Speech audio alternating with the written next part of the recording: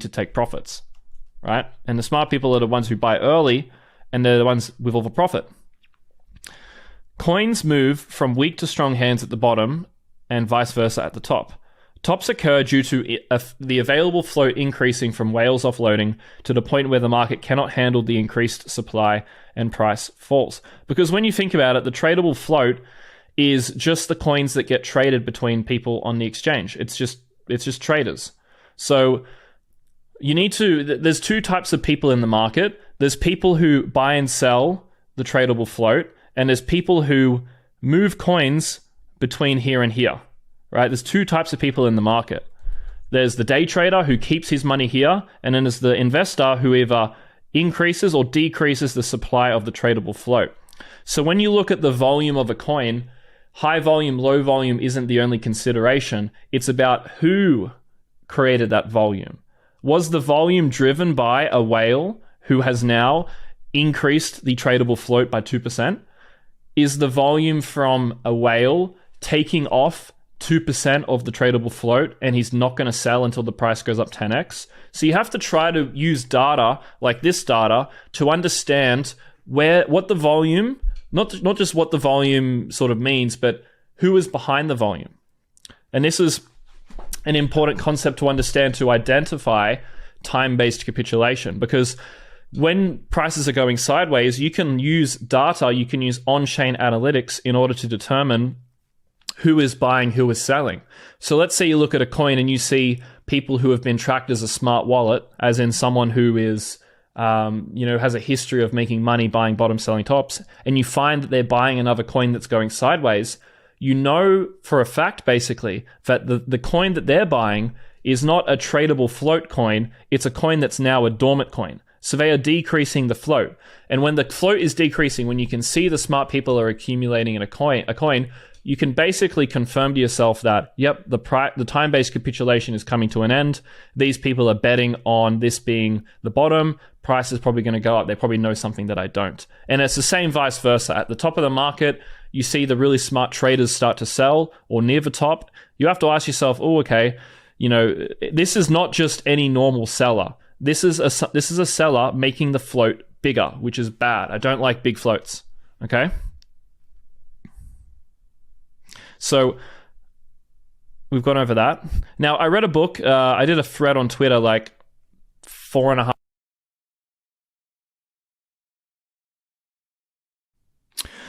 So I did a thread talking about this book here, and it was a very interesting book. I read it like 4.5 years ago. You can see July 2019.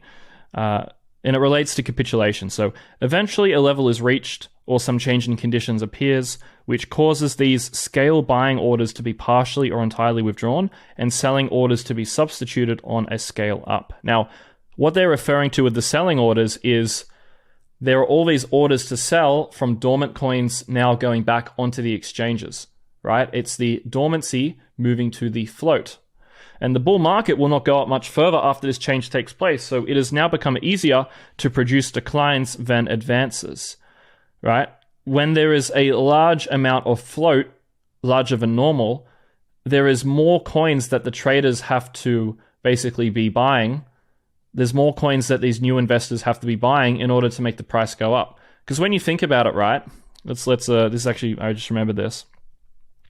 When the tradable float is really small, you do not need much people to buy for the price to go up, because the price of these coins is determined by the price of these coins. But in order to make this price go up, you only need to make this price go up, right? Let's say there's one tradable coin, right? Whoops, do a circle. And then there's 10 dormant coins, right? If this one coin becomes worth 3, let's say, in 3x is in value, so that's now 3, this becomes 30. But you only needed to buy 2 in order to have a 20 impact, right? And the problem, it happens when each coin that moves from here to here, right, is actually 20 times the power of this one. Because this each each 1% of coins that sell from this side is 20 times the power of the 1% of coins on this side, because this supply is so much larger. So let's say only 1% of these move, right? That's a much larger, it's 20 times more than the 1% of this side.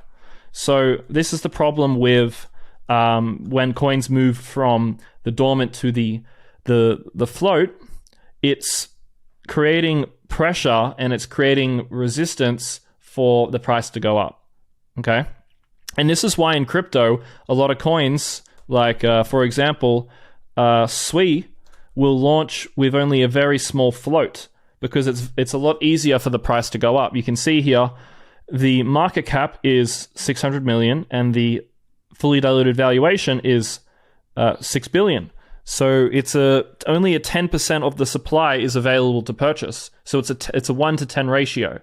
So when these coins become liquid on the market, they're going to have a very large impact on the float. And this is why these VC coins tend to not perform well, because over time, they have coins getting unlocked from the VCs. It's basically making the float size bigger over time, right? Now, a coin which shows this sort of really well is Lido, except Lido has managed to escape the problem of a massively increasing float. So if you look at the price of Lido, right, it is sideways, hasn't really done anything. But let's look at the market cap. Oh, wow. Look at that. Lido on the market cap chart has been going only up, meaning that all the VCs who bought this thing are getting unlocked and they're making all this profit because the market cap is still very high. But the price for the people buying on the exchanges is not making them any money. This is why I never bought Lido, because it's just such an inflationary piece of shit. So this is an example of the dormant supply, right? Constantly moving over to the tradable float, but because the coin has a very high FDV, fully diluted valuation, versus the circulating supply, right? Let me write a note here. When the circulating supply is low and the dormant sort of FDV is high, when the dormant gets unlocked, it has a huge impact on price. Now, what is the difference between dormant supply someone has chosen to lock up versus VC locked supply they don't want locked up? Well, when the VCs get unlocked, they want to sell at whatever price. When the dormant people buy and lock up, they only want to sell at a massive profit. This is the thing. When people who buy coins from the tradable float and they move them to the dormant lock supply, you're able to buy at the same price as them. So you're able to buy during the period where the smartest people think the coin's going to go up. When you have to buy a coin that has all these VCs on board, you're not able to buy at the price that they bought at. So as immediately when they get unlocked, they are going to sell and they're going to increase the tradable float. Right? I hope this makes sense, guys. Because when you think about it, right, let's say a coin does a fair launch. The coin launches at this price, and then it goes a little bit lower to here, and then it goes up to here. You are able to buy here at any of these prices, right? You can buy any of these prices. But when a VC coin launches, the VC gets in here before the token comes out. The token comes out here. Maybe the token gets to here. But the lowest that you can buy is at a 3x, let's say, of the VC entry on a lot of these coins. And so it doesn't matter what the price is that their coins unlock at, because they're locked up, doesn't matter.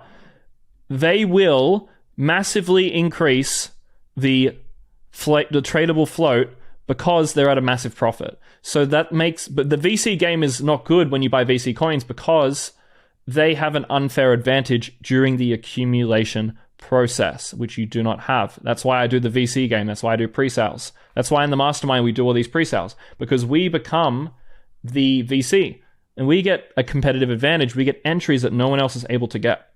Okay? Now, let's finish reading this section. The bull market will not go much further after this change takes place. It has now become easier to produce declines than advances. The situation is the reverse of that described above, and a bear market follows. So let me show you another example of a coin which is filled with VCs. Sweet, I just talked about this one. It's underperforming the market massively. Look at it. Its bottom was 40 cents and it's now at 60 cents. It's gone up 50% from its bottom. How much are we up from the bottom? Solana's up 7x. Toshi's up 30x. Toshi has all its coins released. Fucking Ethereum. Even Ethereum's up. Even Ethereum's up more. Bitcoin, it's up from 16, 18K to like, what's it, like 40 something now. You know, ridiculous. What's Bitcoin at? Like 42K? Even Bitcoin's up more, and Bitcoin's like a fucking humongous asset, right? So this just shows you the weight that this coin that the VCs have on the price. It's like a permanent increase of the float, right? VC coins have a permanently increasing float as they get unlocked. Fair launch coins have a fair playing field for accumulation during the bottom and only have increased float when prices have risen massively. Okay? Now, I only just came up with this as I make this video, but it's so true. I just learned something teaching you guys. Wow, that was amazing. Okay, let's read this last section and then we'll wrap it up. In a bear market, pressure appears in the place of support. Right? So the float increases as more sellers and buyers. The scale orders are mostly to sell as the market rises. Only a small following of purchases is obtainable on advances. Hence, the activity of business in a general way falls off as price goes up. The end of the bear market is marked by the reappearance of support and the removal of pressure so that prices rebound quickly and sharply from declines. So what does the reappearance of support look like? Well, let's show you again. I really like to emphasize this because I want you to be able to visually understand it. The reappearance of support is the available float, the float available on exchanges being accumulated by people who move the coins into dormancy, right? And I want to show you as well what support coming into the market looks like, okay? Using this data set right here. So this data set I'm going to show you shows you the amount of bids on exchanges. And you can see here, if it's going to load, that at the bottom, when the price is at its bottom, the bids are at its highest. God, this is so fucking all over the place, isn't it? We'll see if this loads.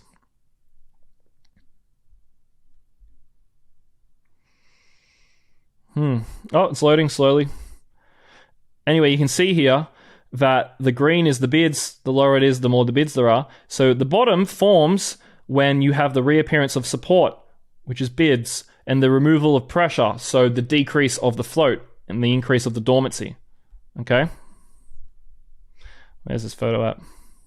So yeah, that's basic explanation of everything. I hope you guys got a lot of value from this one. This was useful, and I'll see you in the next video. Cheers.